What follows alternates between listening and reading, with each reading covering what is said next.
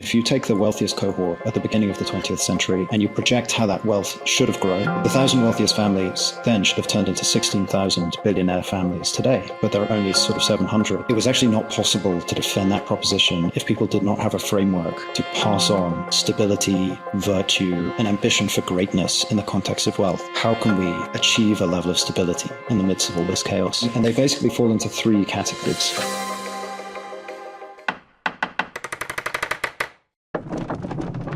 Johann Kurtz, welcome to the show. Thank you so much for having me. Excited to talk. I am as well.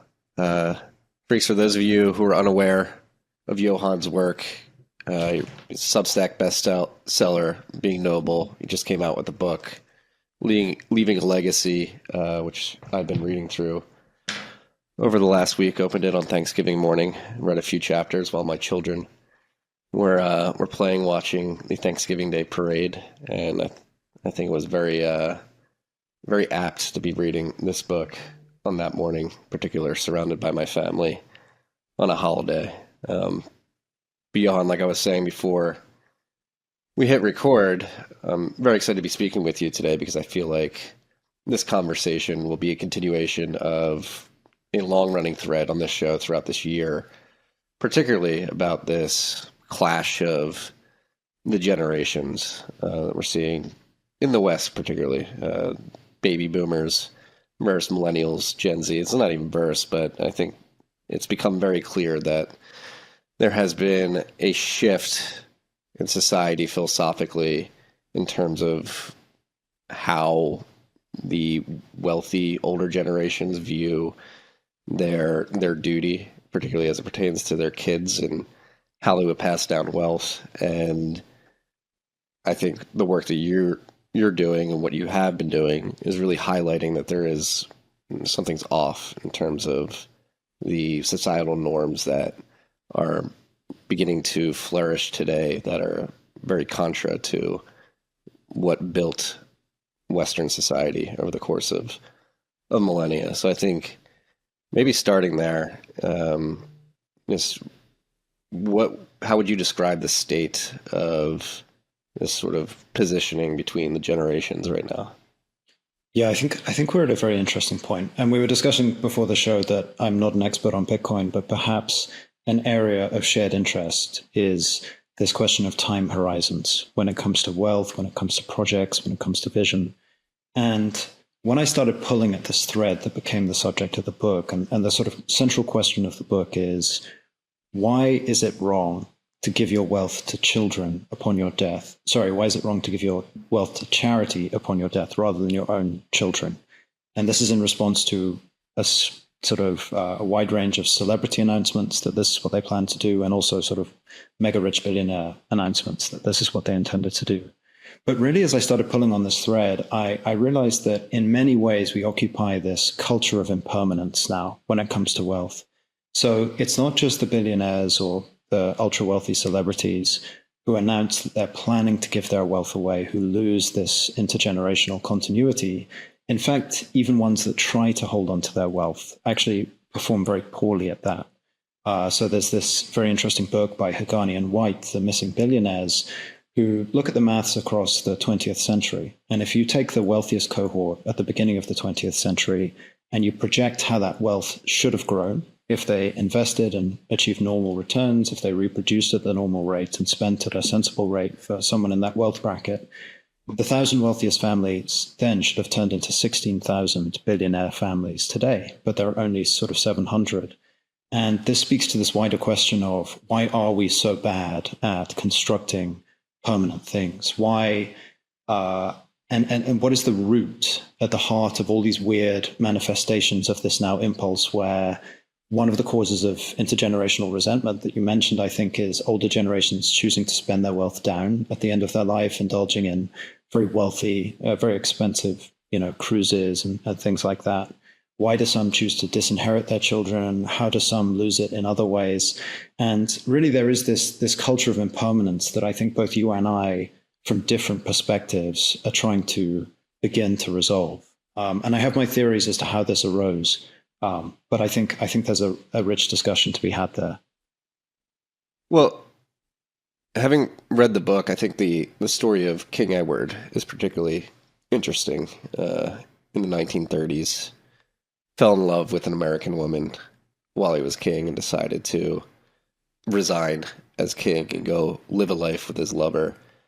And the way you describe in the book, he basically had an abdication of duty, and it wasn't until after he stepped down from the throne that he really realized what he was missing out on and the disappointment he brought the country of England specifically, because he just completely abandoned his duty. And I think that's indicative of what's happening at a wider scale here in the West right now. It's not only a king sort of releasing himself from his duty and not recognizing the profundity of that, but we're beginning to see that seep into the culture more widely. Yeah, no, exactly. Well, I think there are these behaviors which we sort of assume must come naturally to man and must be inevitable. But it turns out that a lot of those behaviors, a lot of those healthy expressions of societal cohesion are intimately tied to our beliefs, our sort of foundational convictions about reality. And as those beliefs shift, actually a lot of the things that we assumed would live forever just start falling apart. In the case of Edward VIII, who is one of the figures in the book who serves as this cautionary tale about divorcing the notion of wealth, privilege, power from this notion of duty, essentially. It all starts very early. So there's this notion that a king should never get divorced, marry a divorcee. They're subject to these actually incredible impositions on their personal freedom, which is the other side of the coin to being such wealthy, influential figures in society. To he whom much has been given, much will be demanded. And as they lost faith in their own belief system, they started to undermine their own position, their own credibility in society. So, Edward VIII was committing adultery with the woman who he went on to marry, an American, but we won't blame you for that. And as such, wanting then to remain in his position as king when he wanted to marry her, a twice divorced woman who was in fact still married at that point, it just became a very messy situation in which the structures that kept society together, and in that case, the institution of the monarchy, were clearly at odds with the lived values of the people who inhabited them. And I think something like that has happened more broadly to all of us. And I think, say what you like about Christianity, and I am a Christian, but at least Christianity gave the wealthy men of the West an entire integrated framework of duty, a way of understanding their place in the world, why they had what they had, how they were morally responsible for their children, and charity and so forth.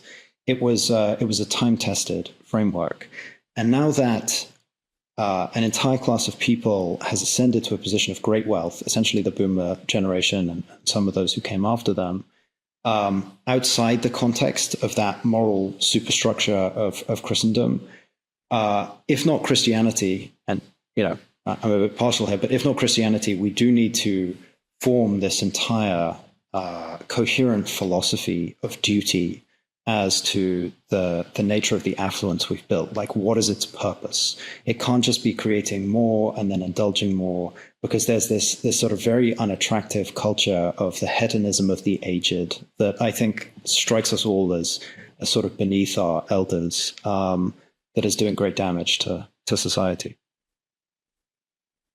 No, it really is, and it's perplexing as a Christian myself.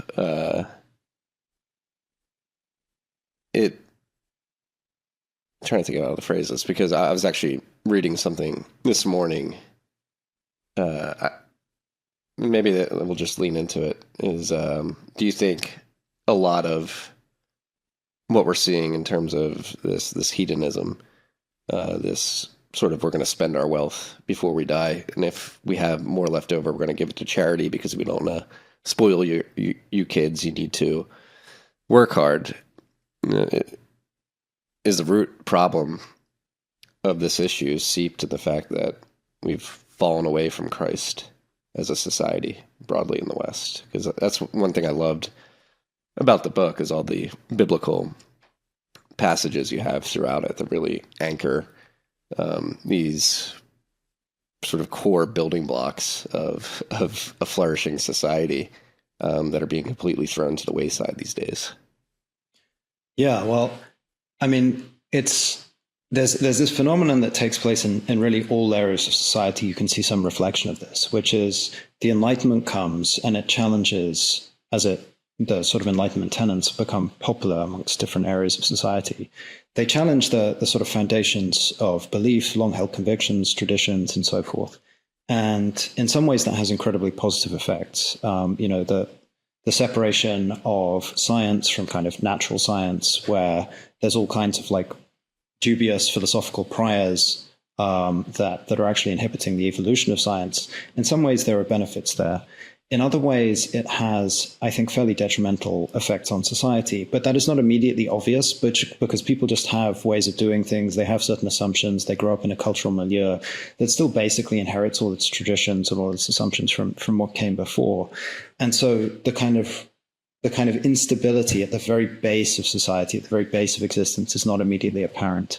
And I think something like that has happened with property, with private property, which is that when John Locke comes in and sort of establishes this very formalized notion of private property, to oversimplify a complex transition, and he says, "This is mine, that is yours."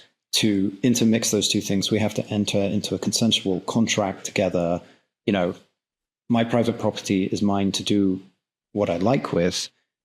Nevertheless, people still used their property and assumed they had to use their property as Westerners always had.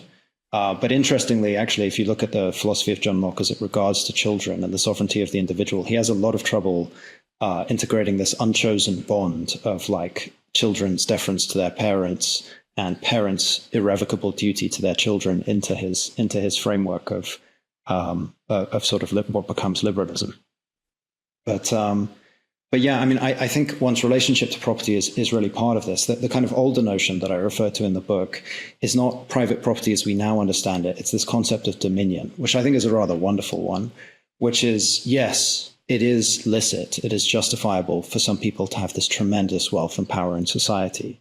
But dominion, as the theologian Andrew Willard Jones put it, carries with it the burden of rule. It's much closer to this notion of kingship than merely being rich, as in you have your wealth for a purpose. It comes with demands upon you.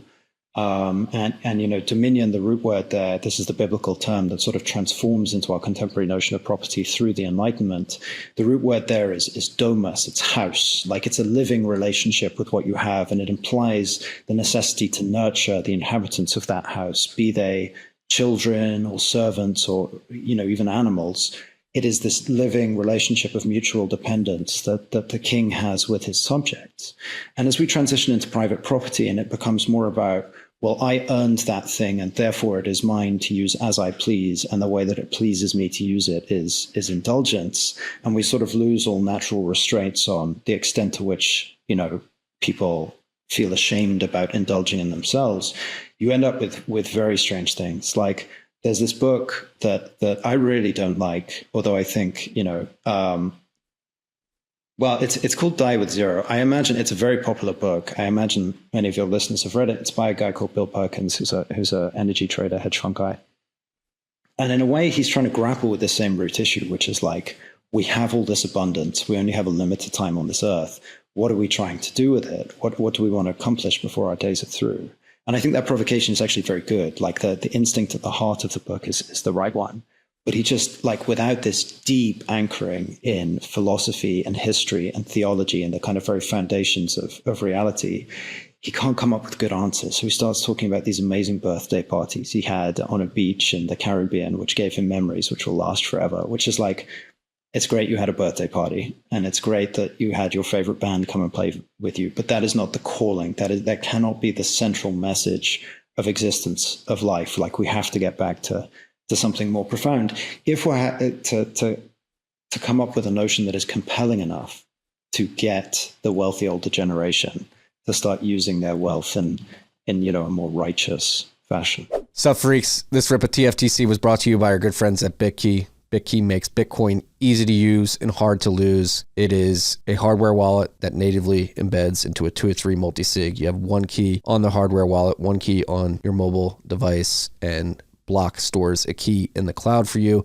This is an incredible hardware device for your friends and family, or maybe yourself, who have Bitcoin on exchanges and have for a long time, but haven't taken the step to self-custody because they're worried about the complications of setting up a private public key pair, securing that seed phrase, setting up a PIN, setting up a passphrase. Again, Bitkey makes it easy to use, hard to lose. It's the easiest 0 to 1 step, your first step to self-custody. If you have friends and family on the exchanges who haven't moved it off, tell them to pick up a Bitkey. Go to bitkey.world, use the key TFTC20 at checkout for 20% off your order. That's bitkey.world, code TFTC20. What's up, freaks? When you take Bitcoin seriously, you start with custody. You want to control your keys, avoid single points of failure, and make sure your savings cannot disappear because you or someone else screwed up. That is what Unchained has been focused on since 2016. Unchained is the leader in collaborative multi-sig custody and Bitcoin financial services that keep you in control. They secure over $12 billion in Bitcoin for more than 12,000 clients. That means about 1 out of every 200 Bitcoin sits inside an Unchained vault. Their model is simple. You hold 2 keys, they hold 1 key. And it always takes 2 keys to move Bitcoin, meaning their single key can't access your Bitcoin on its own. Just resilient, shared custody that gives you institutional-grade security while keeping you sovereign. Unchained also lets you trade straight from your vault, access Bitcoin-backed commercial loans, open a Bitcoin IRA where you hold your own keys, and set up personal, business, trust, or retirement vaults. They even offer inheritance solutions built for long-term hodlers. Or opt for the highest level private client service with Unchained Signature and get a dedicated account manager, discounted trading fees, exclusive access to events and features, and much, much more. If you want a partner that helps you secure and grow your Bitcoin without giving up control, go to unchained.com and use the code TFTC10 at checkout to get 10% off your new Bitcoin multisig vault. That's TFTC10 at unchained.com. It seems like the older wealthy of today, they like these ephemeral experiences. It's you'll have those memories forever, but you'll have them, and they're ephemeral for not only you, if we're zooming out and putting your life on a longer time scale, but for society at large. And you talk about the concept of dominion in the beginning of the book too, which I think is important to dive into. You really dissect what the Bible meant by the concept of neighbor too, and talk about the story of the Good Samaritan. And I think that's another thing that's been lost. And if you look at the nouveau rich of today, particularly in the tech sector, really trying to give all their wealth to these international charities as possible, they're really losing sight of what's most important, which is having a dominion and loving your neighbor, which is somebody living within that dominion. And there's just this whole trend of thinking that you can save the world by giving all your money to charities that are completely disconnected from your local dominion. Yeah, and when you refuse to recognize this, so the core question here is what's called partiality in philosophy. It's, can it ever be defensible to preference those, to give especially to those who are close to me, either relationally or geographically, just because they're close? In other words, if I have £5, can I ever defend giving it to my son as opposed to giving it to someone who's starving in Africa? And I'm convinced the answer is yes. And it's funny, when you start, and I can explain that, but when you start ignoring that principle, you very quickly run into these crazy paradoxes, which I think are at the heart of why America is suffering, Britain is suffering right now. You know, there's this famous example in Effective Altruism. I think it was Peter Singer that put this forward, but it might have been another philosopher. But the essential question is, the provocation is, if I'm walking by a river and I'm wearing a very expensive coat and I notice a child drowning in that river, and if I climb into the river, I will ruin that jacket and therefore destroy its resale value. But I do manage to save the one child. Is that preferable to going to the nearest shop, selling the jacket, sending the money via an effective altruist charity to Africa, where it could save 10 children? And some of the people in the effective altruism movement, because they've lost this moral foundation of partiality, their answer to that question is actually yes. And they present this as some kind of like checkmate against anyone who thinks of themselves as like a patriot or thinks of themselves as someone who is rooted in a particular community, which is they try to expose hypocrisy using this example. Like it's essentially always preferable to earn as much money as possible, to send that money to Africa. I think actually when you start dissolving we can go into the richer theological and philosophical version of this if you're interested, if you like. But the core question here is one of love. Like if you walk past a child and you don't save them, and you instead turn to this cold, rational calculation about, effect maximalization, you've lost love. And it's really love for those around us, love for those in our family, love for those in our community and our nation, that is the fundamental animating principle in the very bonds of society and of selflessness at all. And yes, it is true that in this instance, if you sold your coat, you might save 10 children's lives. And who knows what circumstances they're going to be raised in. You have nothing to do with them. You'll never meet them. But as soon as you sever that sort of animating principle of love, it is only a matter of time before everything falls apart. And I think that's what you're seeing now, which is like this trend of the kind of oligarchs distancing themselves from actual rooted communities living in societies as the kind of kings that they should be, like actually personally responsible for networks of less well-off people around them, talking to them about their problems and so forth, and instead living in these slightly atomized bubbles with increasingly weird ideas about the right thing to do with their wealth. Like that question of love and the philosophy, theology, and history there is a very interesting and important one to explore. Yeah, well, let's dive into it, because I believe I recall correctly, like the biblical etymology of neighbor, the Greek word agape, right? Like that's really what it seeps in this. And there's three types of love in Christianity, agape being one of them. But this is, I think it's an important topic to dive into, like what are the different types of love, and particularly why should you love your neighbor, and what does that do to help build not only a legacy but a functioning society in the long run? Yeah, it's a great question. I mean, it's kind of this, every so often you come across an assumption that deserves to be challenged. And as soon as someone questions it, you sort of smack your head and you'd be like, oh yeah, of course. Like that's an assumption built on a really shaky foundation. And everyone, the kind of core, there are a few, but one of the most important biblical passages on charity is the parable of the Good Samaritan, which most people are familiar with. And that parable tells us to love our neighbor. And in common parlance, everyone uses it as if that phrase says something different, which is you have to love everyone, everywhere, the same, all the time. And that is actually not the same thing at all. Like we at least should question that. The parable of the Good Samaritan, the word it uses for neighbor is derived from the Koine Greek plesion, which is akin to proximity. It's akin to, it means basically it's a spatial component. It means who you're close to.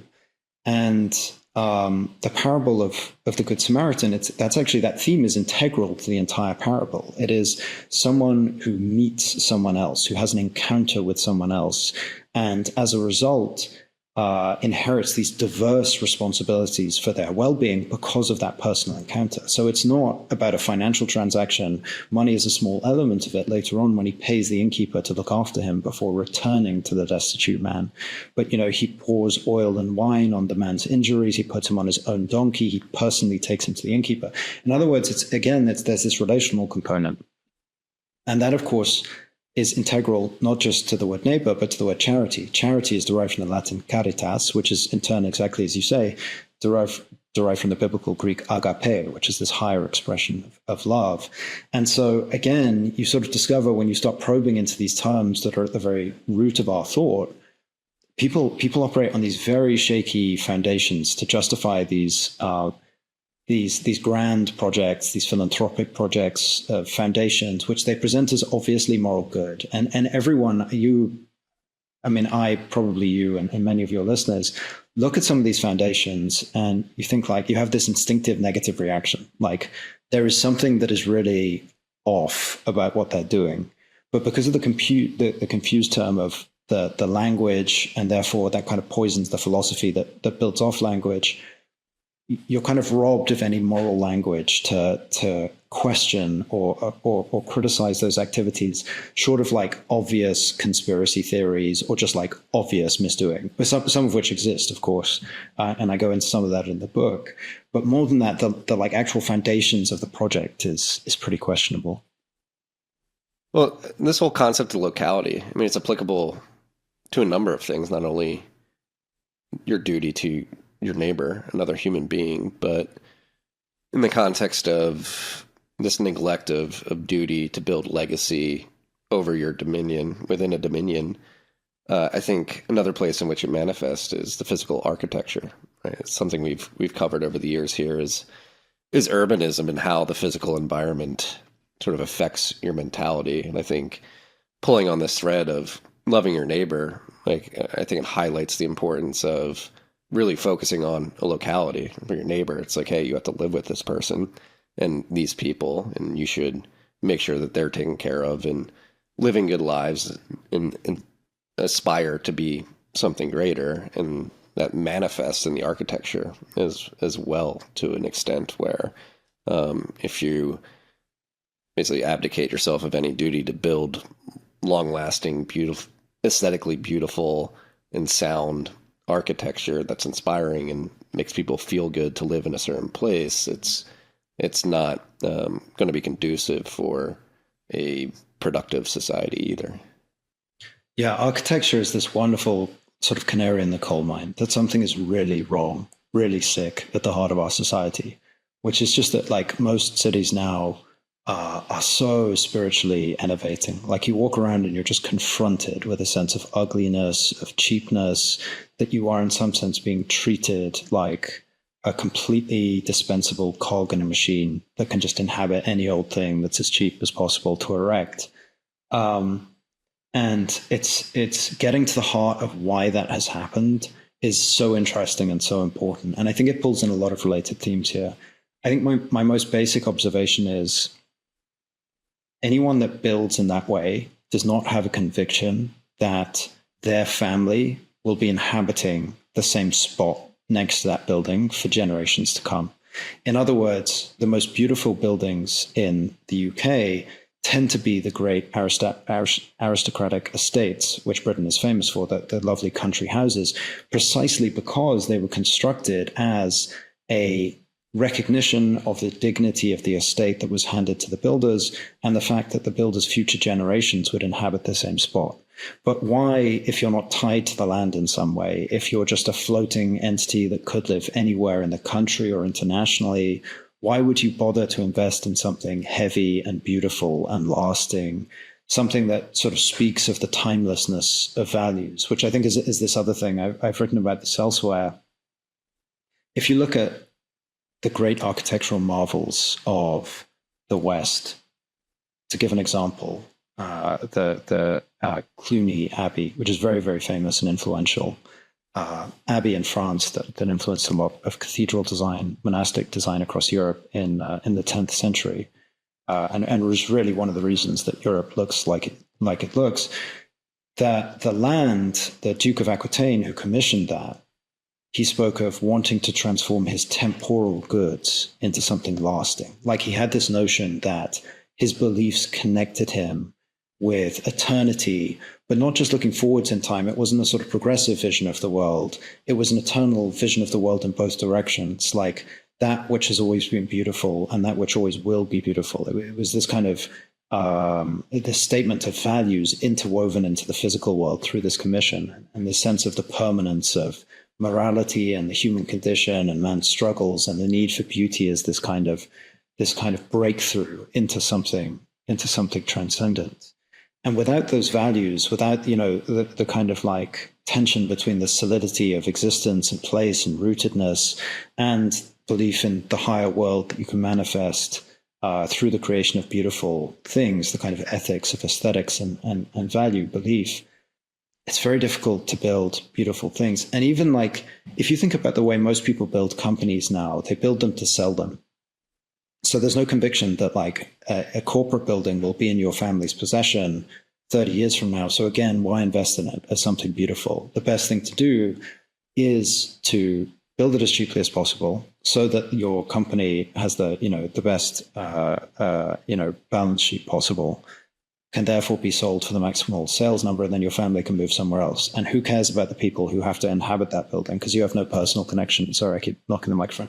You have no personal connection to them, no moral responsibility to them over and above providing jobs, precisely because you've lost this agape, the sense of love for a neighbor. So I think it's all deeply interlinked here. But I like you. I just lament the built environment that we live in now. I think it's one of the great sadnesses of our time. No, it really is.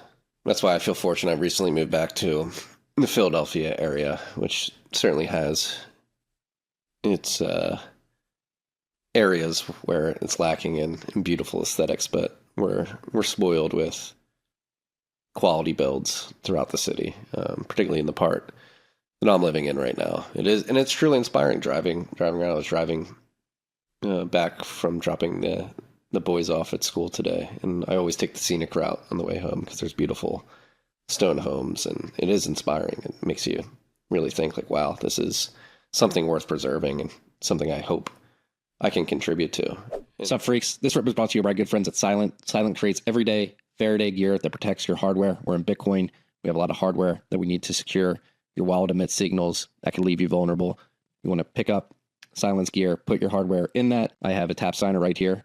I got the Silent card holder, replaced my wallet. I was using Ridge Wallet because it's secured against RFID signal jacking. Silent, the card holder, does the same thing. It's much sleeker, fits in my pocket much easier. I also have the Faraday phone sleeve, which you can put a hardware wallet in. We're actually using it for our keys at the house too. There's been a lot of robberies. They have essential Faraday slings, Faraday backpacks. It's a Bitcoin company. They're running on a Bitcoin standard. They have a Bitcoin treasury. They accept Bitcoin via Strike. So go to slnt.com/TFTC to get 15% off anything, or simply just use the code TFTC when shopping at slnt.com. Patented technology, special operations approved. It has free shipping as well, so go check it out. Sup, freaks? Healthcare open enrollment has started. It will roll through the end of January. Opt out of traditional health insurance, which doesn't care about you. It's impersonal. It's expensive. They deny an increasing amount of claims. Premiums are going up. You don't have to live this way. You can opt out. I opted out 4 years ago and joined CrowdHealth. I've been a CrowdHealth member, a very happy CrowdHealth member for 4 years. I've had 2 children, a couple of health events in that time period, and CrowdHealth has been there. You pay a monthly fee. You contribute to the crowd. We were paying $1,800 on Cobra as a family of 3. Now we're paying around $900 a month as a family of 5, and that's with CrowdHealth and direct primary care. You can opt out of health insurance. Go to joincrowdhealth.com/TFTC. You're going to get $99 a month for the first 3 months if you use the code TFTC. Joincrowdhealth.com/TFTC. I mean, on the point of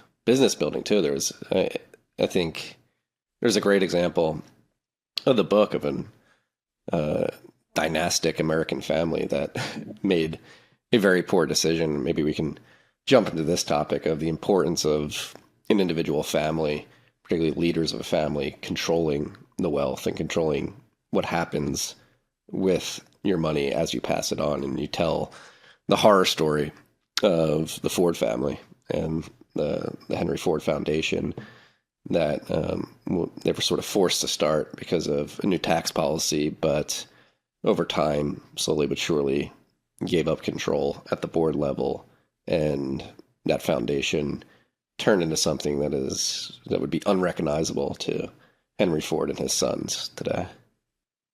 Yeah, no, exactly. One of the central contentions of the book, one of the central sort of philosophical arguments as to why dynasty is necessary, is that there are certain projects, the kind of projects that built the West and our most beautiful buildings, cathedrals, and so forth, which are necessarily intergenerational in nature. They take a long time, great resources, and careful stewardship of a chain of custodians with the same transcendent values to achieve.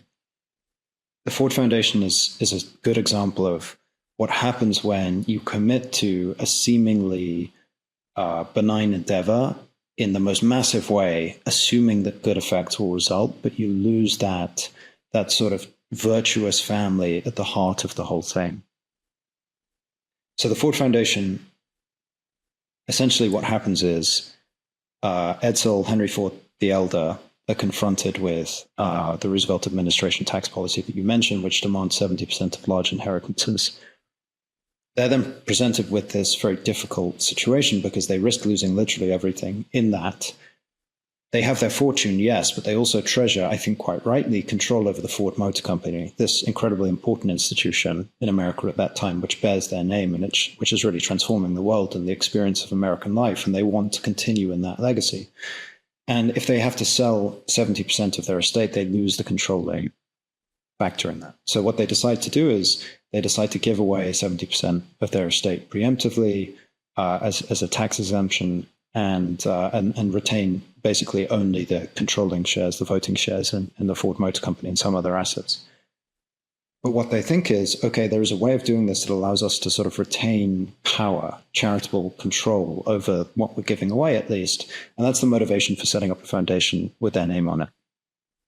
So they can't spend this money on themselves anymore, but at least they can sort of control how good is done in the world. Henry Ford II becomes the chairman of that upon the death of Edsel and Henry Ford the Elder, and he becomes quite literally one of the most powerful men in the world. Ford Foundation is the largest foundation in the world, immensely wealthy and powerful. Henry Ford II is a very wealthy and powerful person in his own right with his personal fortune, and the only other people on the board of the Ford Foundation are men who are employed by Henry Ford, essentially, the Ford Motor Company employees. And the future seems bright. But then what happens is Henry Ford II starts doubting the importance of continual family control, of this chain of custodians with a family legacy, with a name, with values in common. And he becomes persuaded that he has to democratize control of this foundation as a result. And to cut a very long story short, what happens is the board grows, different people with different values, many of which conflict, enter the board. And essentially, Henry Ford II loses control of the Ford Foundation, and the Ford Foundation becomes what Dwight MacDonald, the historian, described as a great pile of money with surrounded by people who want some. It just becomes this kind of like totally unmoored but massively powerful due to its wealth factor in society. And it starts funding completely contradictory things, many of which, I mean, I and I imagine you would just view as like morally reprehensible. There's Douglas Ensminger in the 70s establishes this massive sterilization infrastructure in India, elsewhere, which becomes made mandatory by Indira Gandhi's regime. So there's a sterilization of literally millions of men a year using the infrastructure set up by the Ford Foundation, this kind of weird eugenics, completely false theory about the so-called population bomb, which gripped the world, this kind of Malthusianism, which gripped the world in the 70s. But there's loads of other weird stuff they do. I mean, Ennis Lyons, who's a prominent Substacker and a very intelligent guy, did this investigation a few years ago.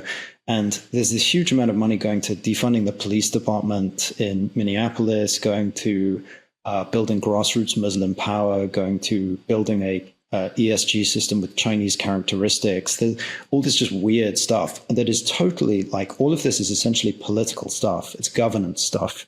But it's totally unaccountable to anyone. It's unelected. It's like the Gates Foundation, for example, doesn't accept any proposals to them. They have to like handpick the people who they're going to make donations to go on projects. So it's like totally inscrutable, totally out of control, but massively powerful. And I think basically whatever your politics, that's just such an unhealthy influence on society. So my conviction is that, yeah, I mean, you need this kind of dynastic control, this careful set of stewardship, responsibilities, intergenerational values, and you really need a conviction about what you're trying to achieve, which I think is really the key thing that's lacking here. Well, it's also indicative of what happens when you sort of neglect dominion, right? Because another consequence of this is, I think at least partly consequence of this, was the degradation of Detroit, which obviously the Ford family had helped build up. And once they seized control of the board of the Ford Foundation, that's when it began going out and doing these things outside of the dominion of Detroit, Michigan. And Detroit is now completely hollowed out. Yeah, quite so. Yeah. I mean, the Ford family, say what you like about Henry Ford the Elder, and I'm sure people have their issues with him, possibly justifiably, but he was loyal to his city. I mean, he built the Henry Ford Hospital, he bought Dearborn Village, he hired a huge number of different communities, including African-American communities, at strong wages over and above what he had to pay, and indeed often when he didn't have good work for them, to get these communities like Inkster through the Depression. And there was that sense of stewardship there, a relationship between a man and his city. And I'm not going to present myself as an authority on what happened to Detroit, because I know it's complex. There's an interesting dimension of this that's covered in the book Strong Towns, which is very good as well, which is about the financialization of the infrastructure. But a lot of it has to do with this complete divorce of people and wealth from sense of place, like the globalization of the market, reduced tariffs, but also like when wealthy families stop viewing themselves as rooted in a particular community, whose generations are intimately tied to the future of that community, and who have to live in the center of that community, then you get these security issues. I mean, imagine if there was a family worth whatever the Ford family would be worth today, tens of billions of pounds, who had to live in the center of Detroit and was responsible for the security situation there. And the security situation, once that goes, just means that you get tremendous flight of all kinds of productive communities, businesses, and so forth, and it just massively accelerates the process. Charles Murray has a good book about this, Coming Apart, which is like all the kind of intractable problems that come when you move from this model where the elites are dispersed throughout the country, each bringing elite competence and resources to bear against the problems of a diverse array of communities, to just concentration and, Martha's Vineyard and a few other places in the community. And then they can get away with the most ridiculous luxury beliefs because they're totally insulated from all of the consequences of those beliefs. And the rest of the country is kind of left to rot. So, yeah, no, I think you're absolutely right to call out that what happened to Detroit was just this travesty. Yeah. Strong Towns, another great book. Make sure you read it. Chuck Maroon, that was another book that really opened my eyes. And I think if you're looking for a sort of playbook on how to build a strong town, particularly if you are somebody with a lot of wealth who would like to bring back some of these core concepts and build a legacy, that's definitely a must read. But on this subject of building a legacy, I think one concept that you touch on in the book that people have a natural aversion to is the concept of nepotism. And you make the case for why it's good. Why is nepotism good? So that's a great question. One thing that I really encourage people to do is not to reason about claims, like to reason about the most important issues in their life using these terms that they only tenuously understand and that have this uncertain history, that have all kinds of like hostile claims smuggled into them. And then without that sort of deep reflection on what they're actually saying and believe, make these very consequential decisions. So like nepotism, let's say everyone uses that term, they throw it around, right? Like, oh, so-and-so's a Nepo baby. And that's this incredibly personal slight. But why should that be so? I mean, like, acting has always been a family business, right? 100 years ago, 200, 300, 400, 500 years ago, these particular domains, these cultural domains are always family businesses. And business families have this unique capacity to bring forth genius in their children. Like if you go and look at the great geniuses of history, and perhaps unfortunately, many of the most contemporary examples are like sporting stars. Many of them were raised in the context of a family business, of being raised from a young age to achieve tremendous things and being raised amongst other people who are excellent in that domain. This is actually the theory of a Hungarian figure who's interesting called Laszlo Polgar, who was the father of Judith Polgar, who's by far the strongest female chess player to ever live, and whose sister Zsuzsa was the second strongest chess player in the world after her. And Judith was such a strong player, she's almost a living refutation of the idea that women can't be as good as the very top men in chess, which is like she's the only paradox that somewhat brings that assertion into question, which does speak to this conviction of Laszlo that a young specialization has all these factors which bring forth excellence. So if we're going to reason about nepotism, we should at least understand what it is, because there seem to be all these confounding factors. Like family businesses outperform publicly traded companies in the marketplace. Like this is actually a well-established financial phenomenon. You can look at the work of John A. Davis, who's a former professor at Harvard Business School, MIT Sloan School of Management. It is pretty well reflected and well understood that family businesses have these unique advantages, like their ultra-long time horizon planning, carefully managed and planned succession strategies, like the fact they have an intrinsic loyalty to the institution that is not simply a mercenary one, that people can count on being with the same institution in 5, 10, 15, 20, 50, 100 years, and so are willing to make sacrificial decisions in the short term that pay off in the long term. There's a variety of reasons there. So in the face of this observation that, like, many of the best sporting players of our age, Floyd Mayweather, Max Verstappen, I give many examples, Tiger Woods, the Williams sisters, et cetera, you can really go on to like the greatest of all time in pretty much any sport, and you'll find that they were raised by a family who played the sport. Given that this is reflected in sports and business, we should really question the idea that like nepotism breeds incompetence and raises ineffectual people to the top.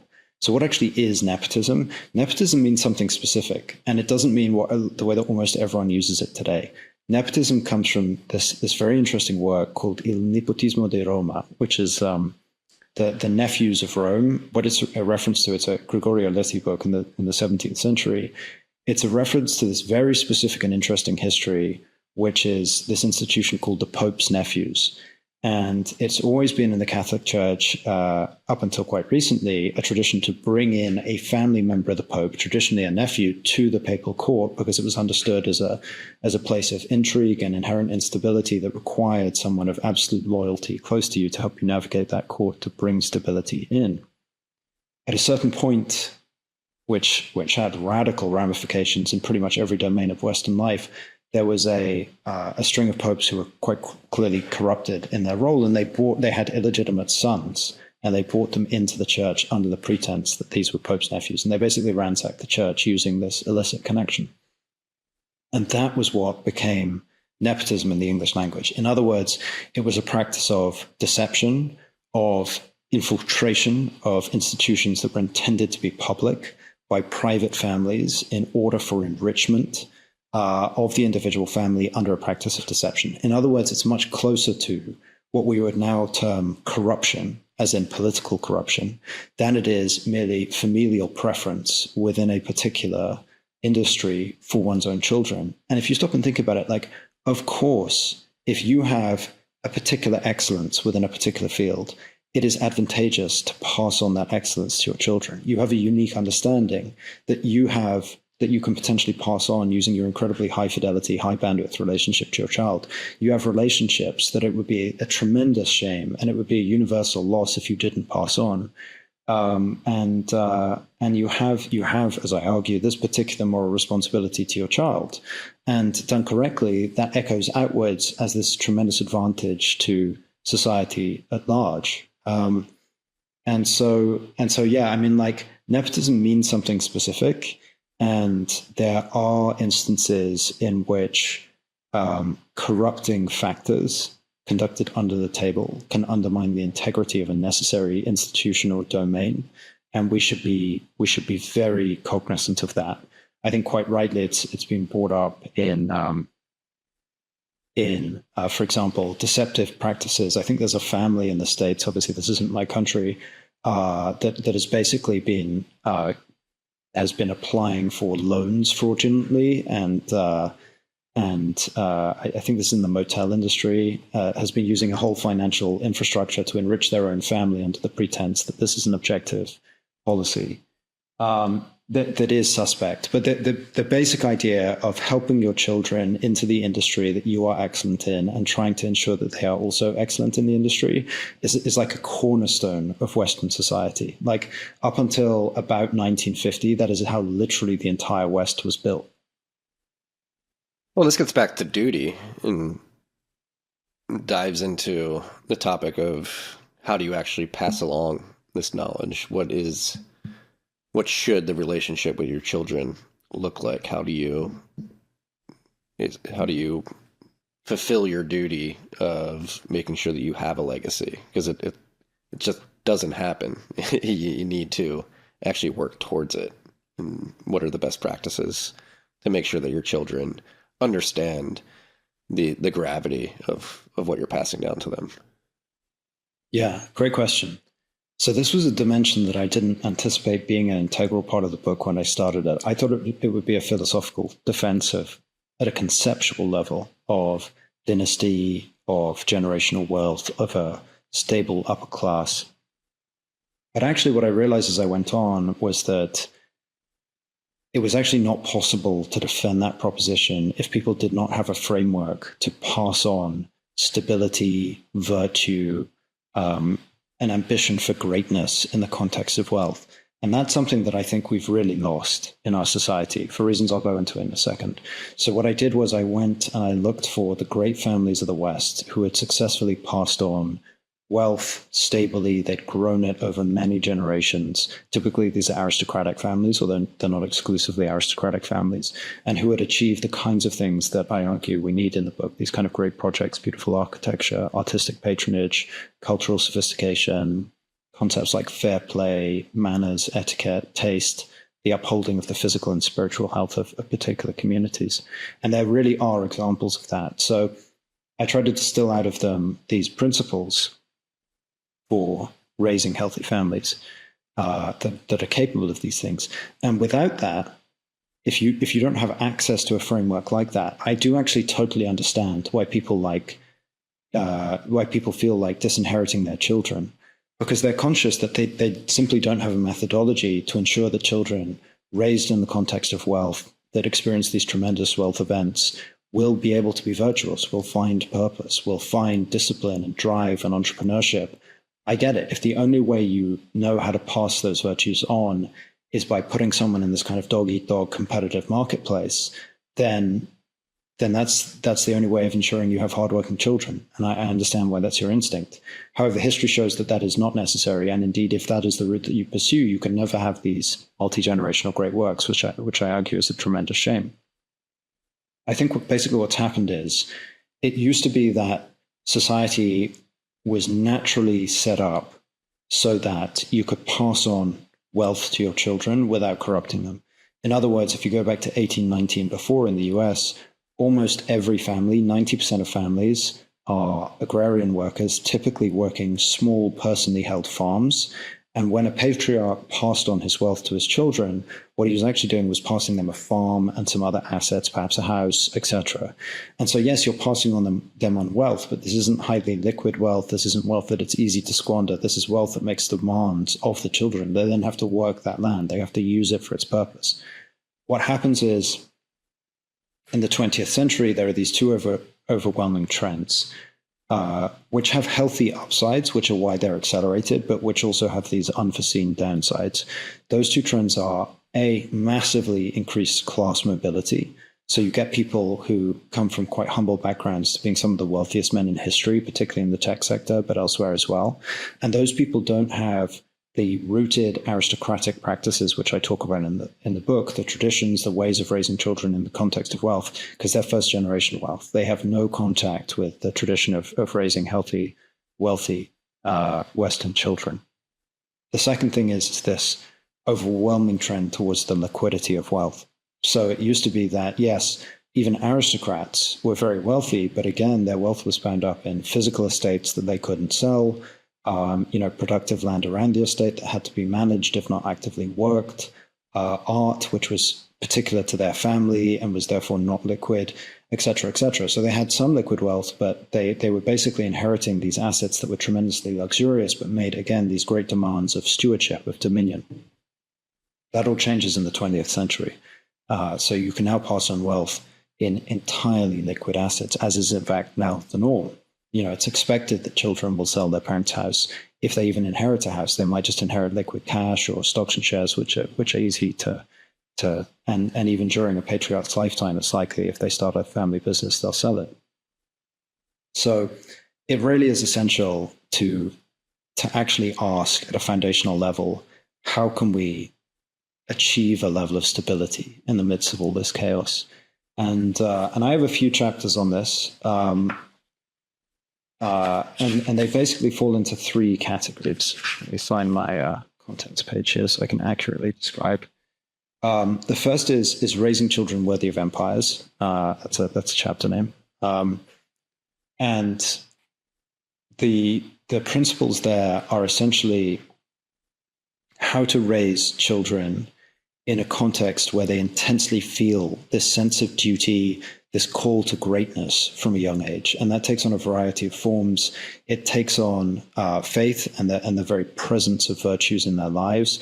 It takes on their intensity of their contact with family heroes, the greatest men of the family and civilization that they're particular to, who have went on before.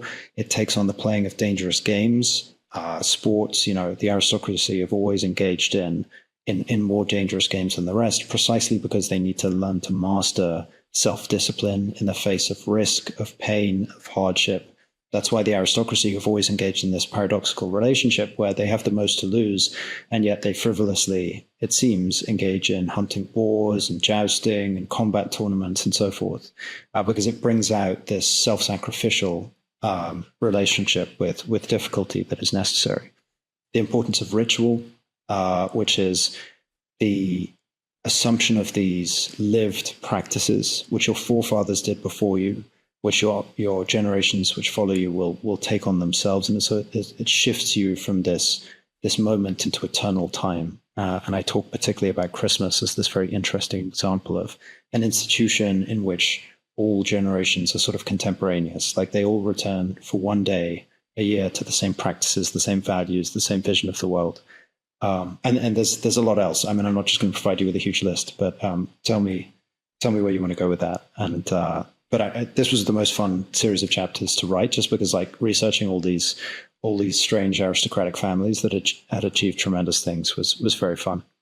Well, how much importance does the extended family come into this? Because I think of my family, I feel very fortunate. I come from a large Irish Catholic family. My mom was the youngest of 8, and they started this tradition of bringing the whole family down to the beach every summer. And we still keep that going to this day, where now between myself, aunts, uncles, cousins, and now their children, we've got a pretty big group that returns to the beach. And I like to think this is sort of anchoring us in this ideal of like, hey, we're a strong family and this is how we do things. Yeah. I'm not sure, and this is the first time I've thought about this, so don't take this as a canonical answer. I'm not sure it's the fact of the size of the family itself that is the important factor there. It's the two things that are implied by that.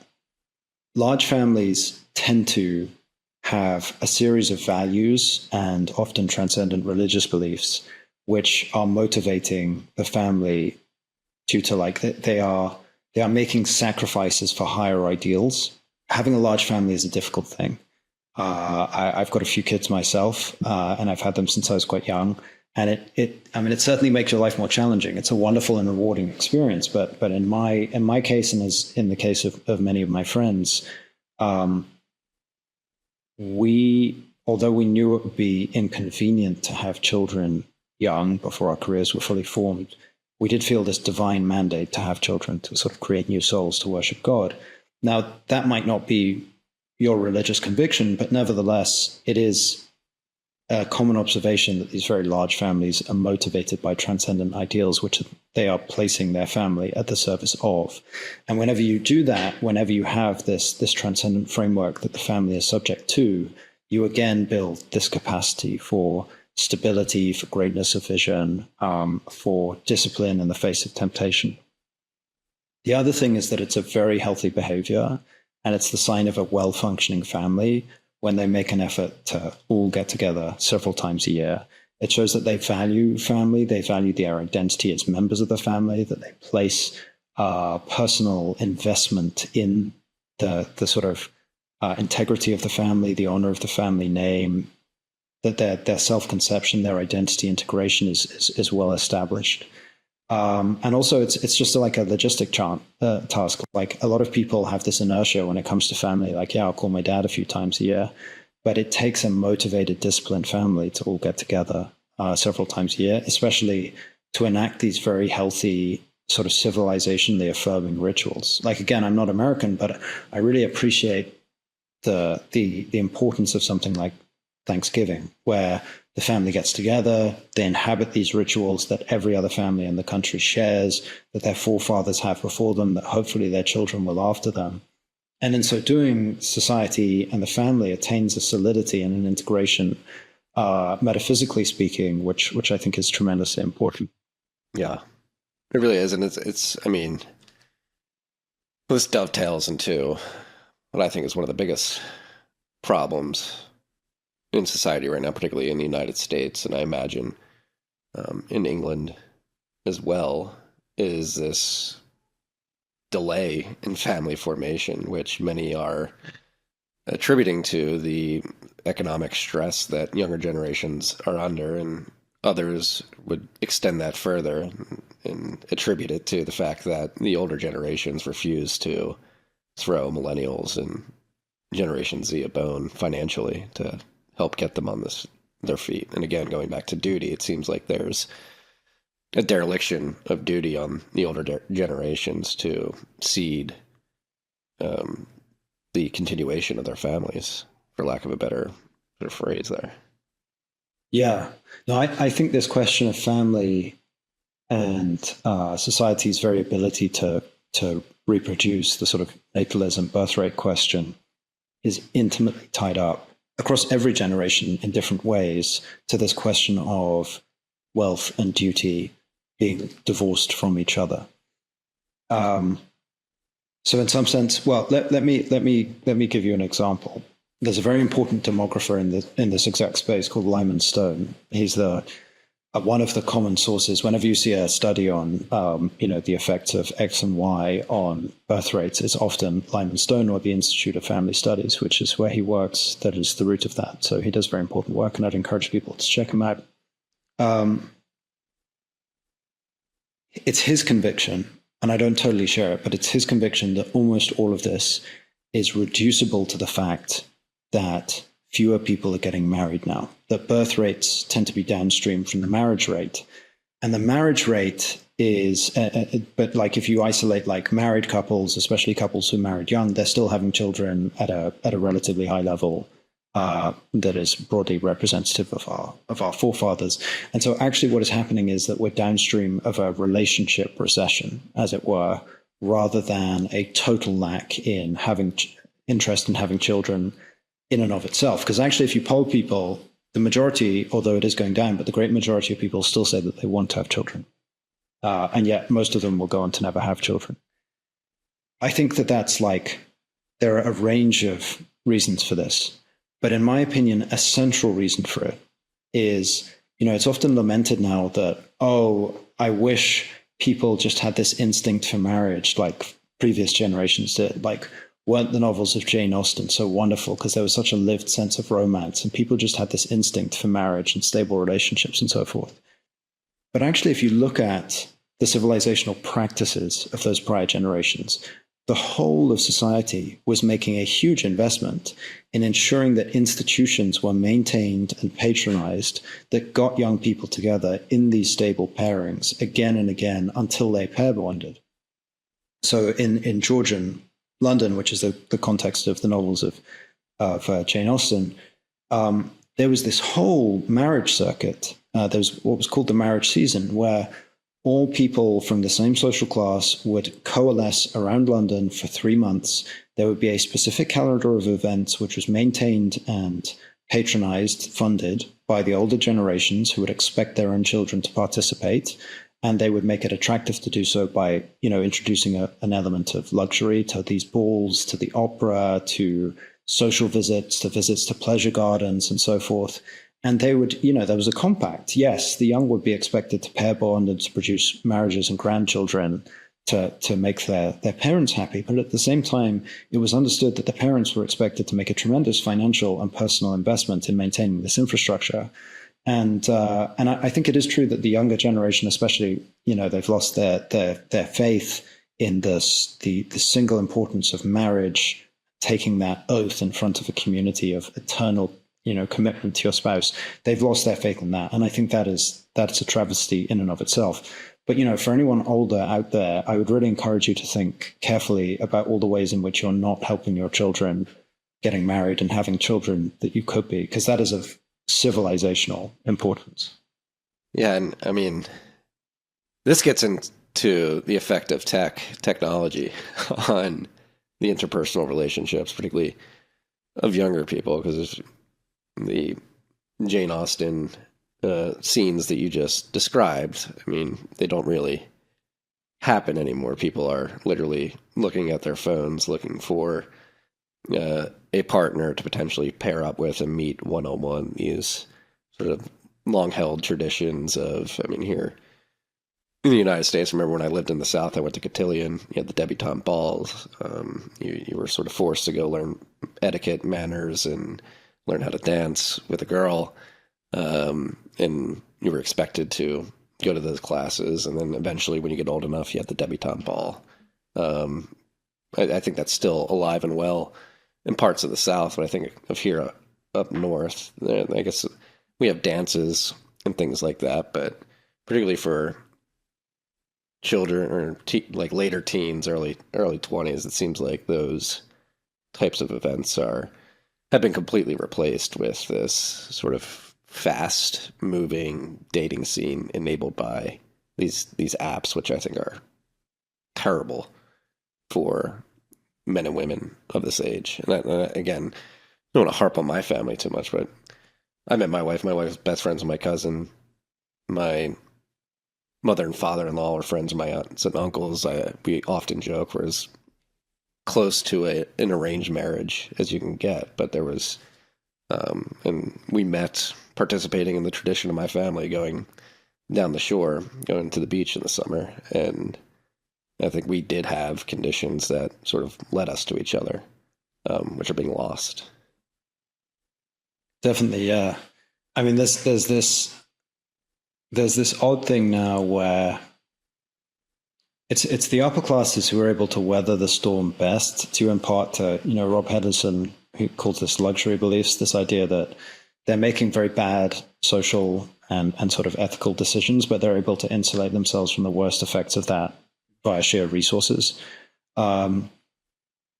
And it's really the people further down the socioeconomic ladder that really feel this the worst. When poor people get divorced or are never married in the first place and have children, whether intentional or not, it creates all kinds of stresses that you just can't escape from. And that becomes a very destructive cycle.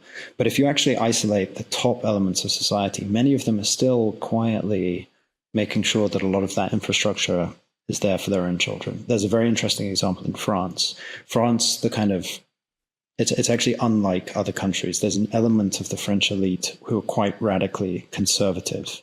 They're not necessarily outspoken about it, but unlike in England, where the wealthy elite are very liberal, same in Germany, same in America, largely, although obviously there are geographic divides in America. The French old aristocracy are still quite conservative. And Pascal Emmanuel Gaubry, who's a commentator on Twitter and Substack, who has sort of proximity to this class. He wrote this essay that I reference in the book on his publication Accelerationist about how these people act in private, and it's very, very interesting. They have a system called Les Râlets, which is like a calendar of social events, carefully happens under the table, invite only, to introduce their children to each other from quite a young age, to do dancing, cultural activities, exactly as you describe, etiquette, and still quietly, they recognize the enduring necessity of these institutions. But I think, the whole of society would just be a better place if everyone engaged in something like this. I mean, you read Bowling Alone by Robert Putnam, which is about the social fabric of 1950s America. People are going out multiple times a week to social events, to civic associations, to local, performances. They're just the social fabric is so intense, so interconnected that it's just this incredibly life-affirming existence.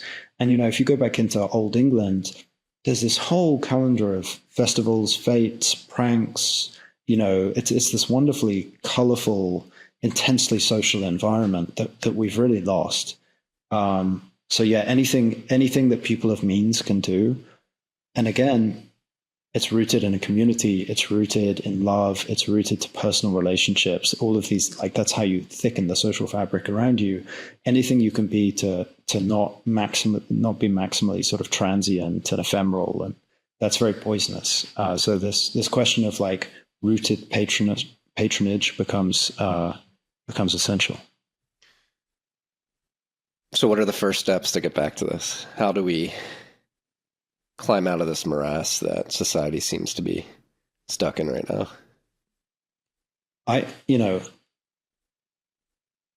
There's sort of two things, two core themes to the book. The first is about raising children who, the book is sort of framed in raising children in the context of wealth to go on to achieve great things.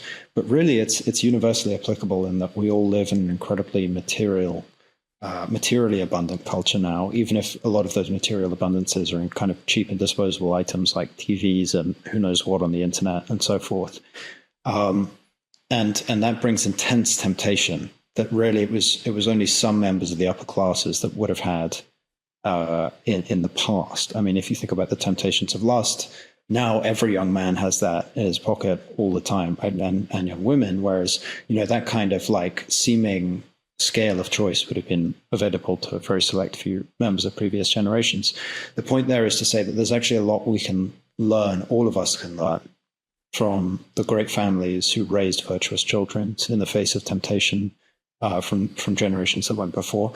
And some of this is incredibly basic. Like it's fun, life-affirming stuff. It's not grueling. It's, having dinner with your children, talking to them, teaching them values and so forth, which a surprising number of people don't do, including in the nouveau riche. There's this kind of accepted thing of grinding, working super long hours to make as much money as possible to, maximize shareholder value. And the glorification of the 6 a.m. to 9 p.m. grind, which is actually very destructive to raising children, and you won't be able to pass that wealth on to them if they're not ready to receive it. So there's that element of it. There's like raising children, and then I think the second thing is like there's a lot of very wealthy people who I consider to be fundamentally well-intentioned but misled due to this slightly pathological culture of philanthropy that has arisen.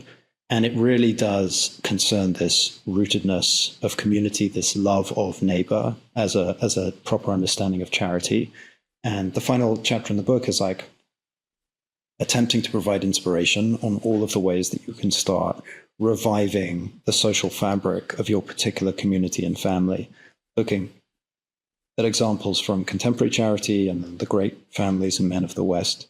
But I think those two things, like children and place, are neglected in today's society to our great detriment. Yeah, particularly the tech elite. I tweeted this out on Thanksgiving. I saw that you saw it, but that's all I could think of after reading a few chapters that morning was if you look at the tech class, the billionaire class there, it's a lot of childless men who have billions of dollars that are extremely philanthropic, no connection to any particular locality. And didn't mention this in the tweet, but a lot of them are transhumanists. It seems like they're trying to separate themselves from our humanity, and it is actually incredibly frightening when you think that the wealthy elite, the upcoming wealthy elite of our age, think this way. Yeah, I couldn't agree more. Yeah, it's sort of like one step removed from being removed from your community is actually being removed from the very essence of the self, and attempting to transcend your mortal existence. And there's a lot I could say about that. That's a whole other. Expand on. Let's expand on, because I think it's important, and I hope some of the individuals in this particular class would be introspective about this. And it is like I watch it, like that Brian Johnson guy who's trying to live forever. He's doing all these experiments, live streaming himself doing 5 grams of mushrooms, like it's some sort of public experiment that people are going to get value out of. It's like, what are you doing? What is the purpose of all this? Well, it's for me, it's difficult to discuss this subject in a compelling way to people who don't already believe what I believe. And the reason for that is when it comes to morality and this life, fundamentally, I believe what I believe, and I act what I act, and I argue what I argue because of the most foundational truth claims that I hold dear about the world. And those are basically theological convictions, faith. And I can then nevertheless go out and I can argue on secular podcasts. I've been on some finance podcasts and so forth with non-Christians quite confidently because I believe in natural law. In other words, I believe that like every aspect of our material reality is in some way reflective of fundamental truths, which is why even from the pre-Christian cultures, the culture of Aristotle had so much access to the truth, to correct ideas about the good, the beautiful, and so forth, despite not having a Christian faith, because he was an intelligent, perceptive, contemplative person who looked about and he saw the sort of reflection of the divine in creation itself and was able to reason from there. Now, because of the fact that existence itself sort of aligns with divine truth, you can therefore make these kind of like secular practical arguments with people who don't believe about like why it's right to believe certain things. The problem is that when you start talking about eternity itself, like in some sense, I believe that it is good to die. And even, God willing, should I die not in a state of mortal sin, it would be a good thing to die. Like you want to ultimately meet your maker, gaze upon the beatific vision in eternity forevermore. But it's difficult to argue with someone that believes that like death is it, it's the end. There's nothing after that when it comes to life itself, and so like that is not to say that there is no discussion to be had on the subject of transhumanism. It's more to say that like the discussion that needs to be had is a really deep philosophical and theological discussion about the very substrate of existence itself, which is difficult to sort of casually transition into. I mean, you can, of course, make observations like, it's very unclear to me what good a lot of these people are actually doing in the lives of the people who surround them. But yeah, that's a big discussion. Yeah. And it's funny, well, I'm sure you've seen the trend too. A few, most famously Nicole Shanahan, of the ex-tech wives.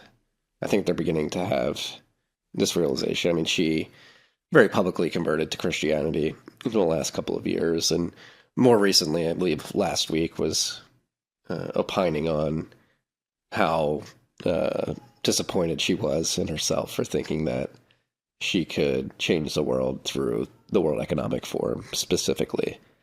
And I do have optimism and hope that we are getting to such an extreme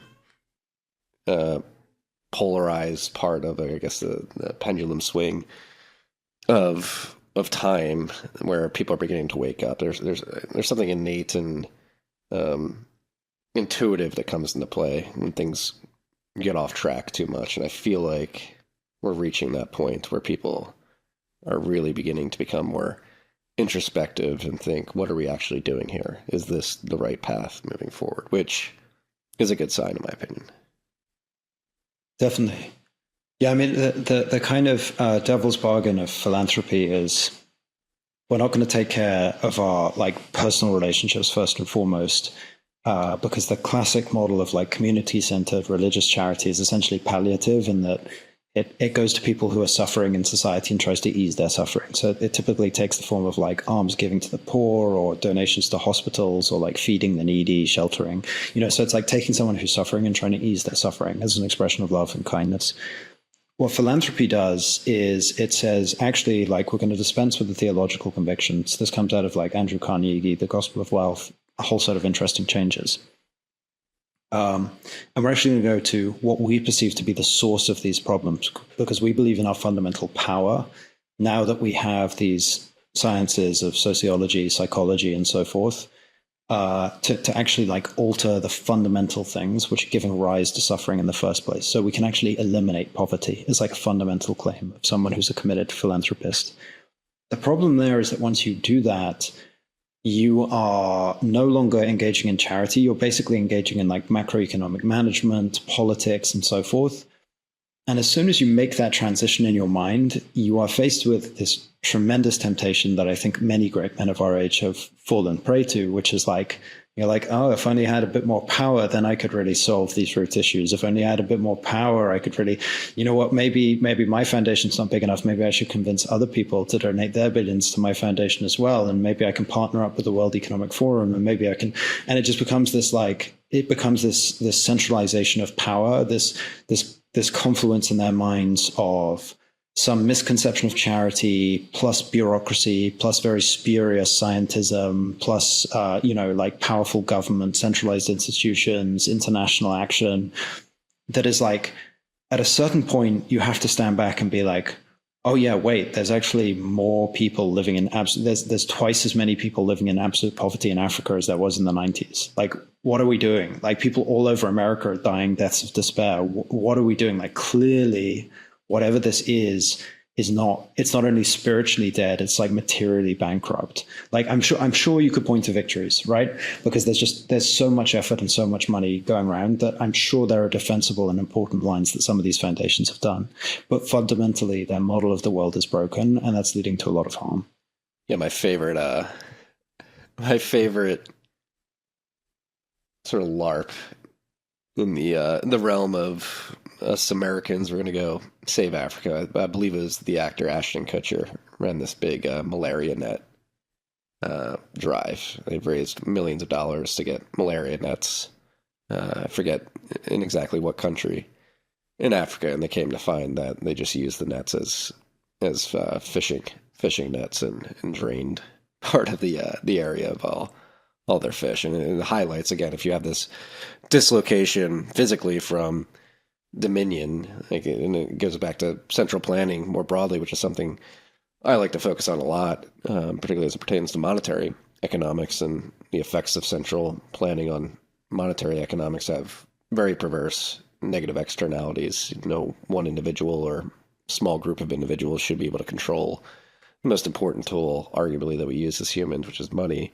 But the lack of proximity to the actual problems that are hurting everyday Americans, particularly in the middle of the country, that cannot be solved by a bunch of people in the ECLES building making minute lever pulls on what the interest rate should be or how much money should be in the system at any given point in time. And similarly with the malaria net case, it's like you do not know what's actually happening on the ground and the very nuanced variables of the problems that exist and how the introduction of another variable will be received, where Ashton Kutcher thought, like, oh, they're all just going to use the malaria nets to protect themselves from mosquitoes. And it turned out to be a laughable sort of example of the hubris of somebody to think that they could actually know what is needed to solve the problems in that exact locality.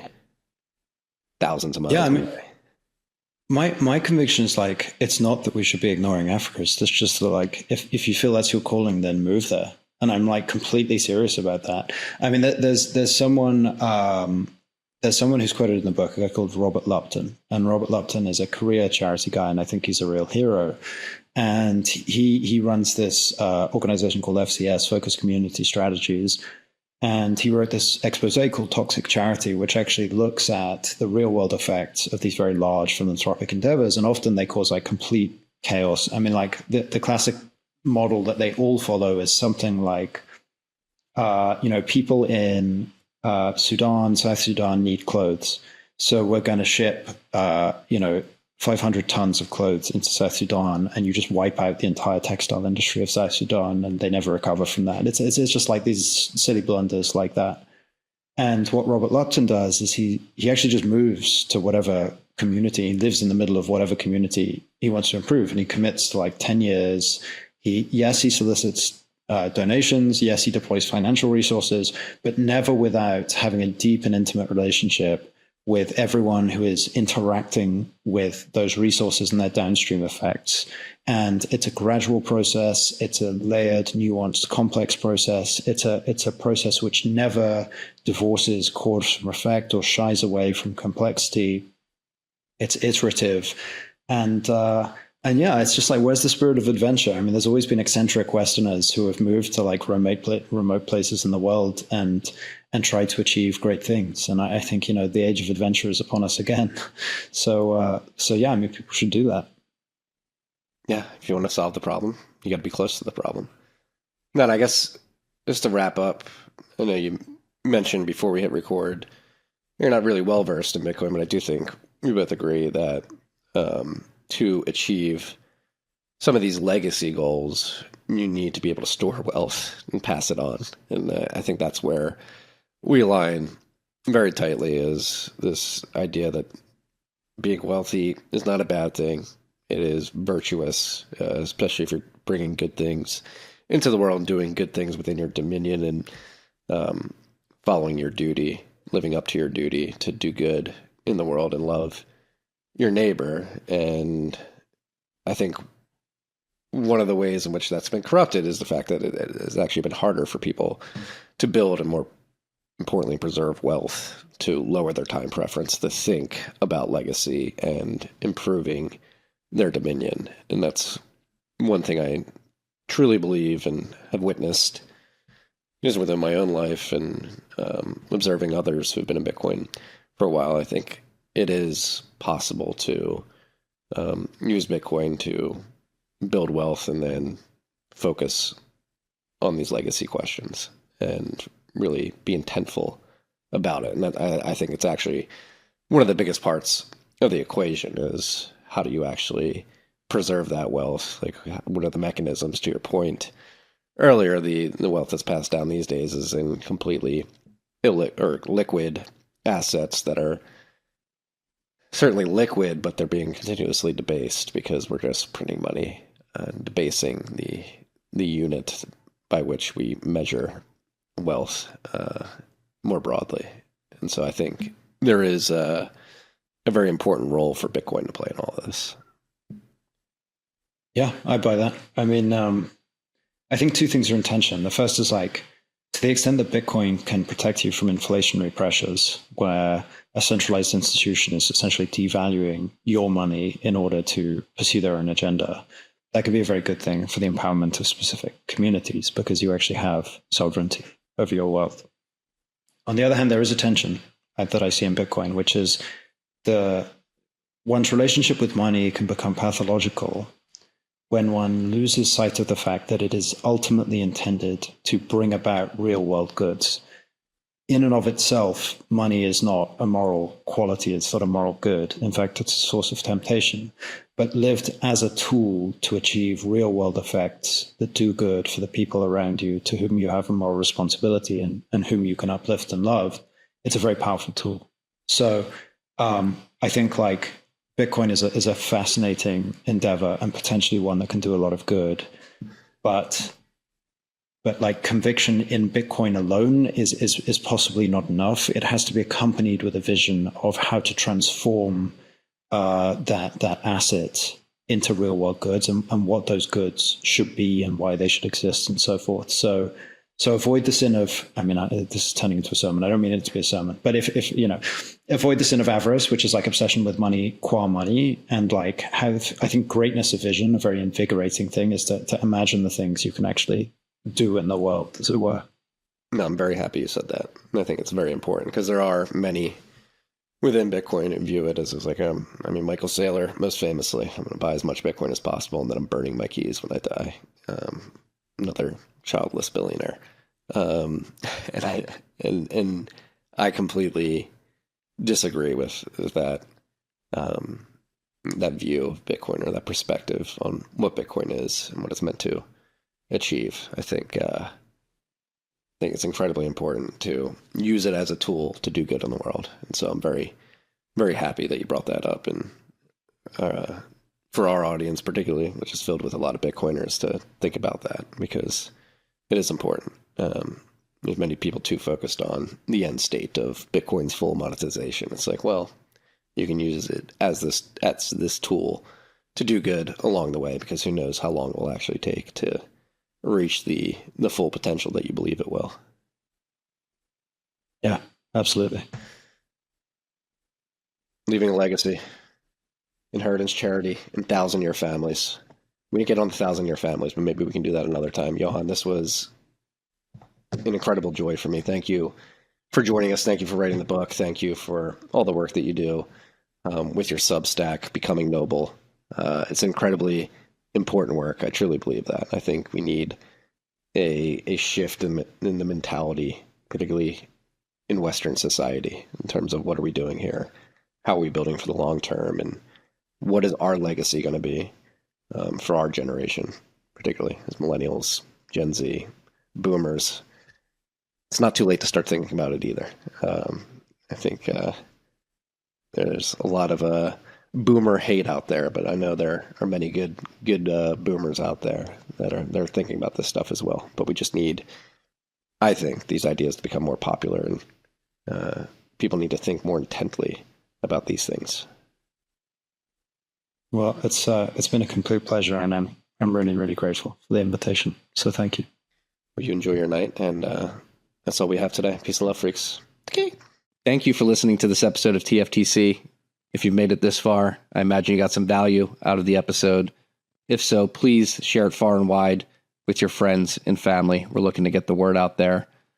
Also, wherever you're listening, whether that's YouTube, Apple, Spotify, make sure you like and subscribe to the show. And if you can leave a rating on the podcasting platforms, that goes a long way. Last but not least, if you want to get these episodes a day early and ad-free, make sure you download the Fountain podcasting app. You can go to fountain.fm to find that. $5 a month gets you every episode a day early, ad-free. Helps the show, gives you incredible value. So please consider subscribing via Fountain as well. Thank you for your time, and until next time. Okay.